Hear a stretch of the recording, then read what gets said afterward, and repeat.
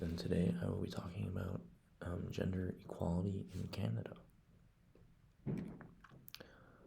First of all, the goals for gender equality is to end all forms of discrimination against all women and girls everywhere, eliminate all forms of violence, eliminate all harmful practices such as child and early forced marriages, to recognize and value unpaid care and domestic work, to ensure women's full and effective participation and equal opportunities for leadership at all levels of decision making in political and economic public life,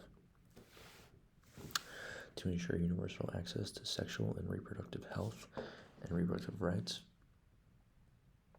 to undertake reforms to give women equal rights to economic resources as well as ownership and control over land and other forms of property, financial services,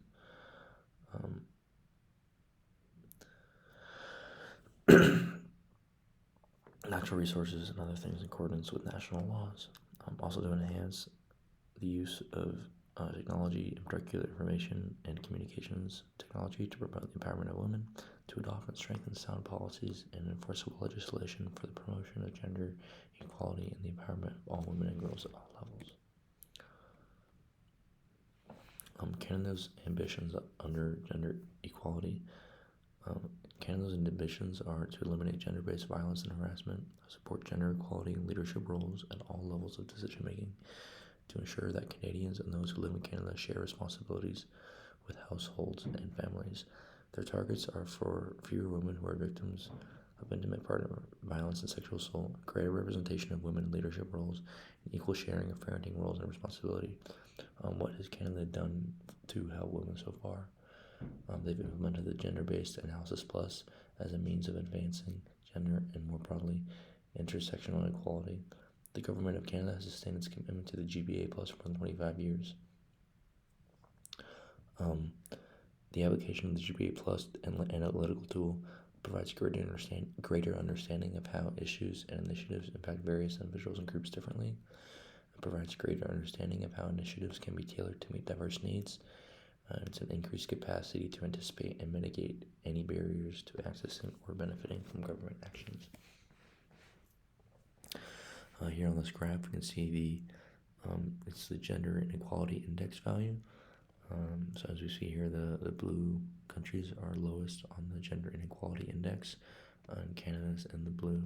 So compared to the rest of the world, Canada is pretty all right for gender inequality, at least compared to South America, Africa. Canada's wage gap by province. So this is a 2020 report on the average and median gender wage ratios calculated based on average hourly wages by Statistics Canada. It ranked 10 provinces with available data on the average wage gap.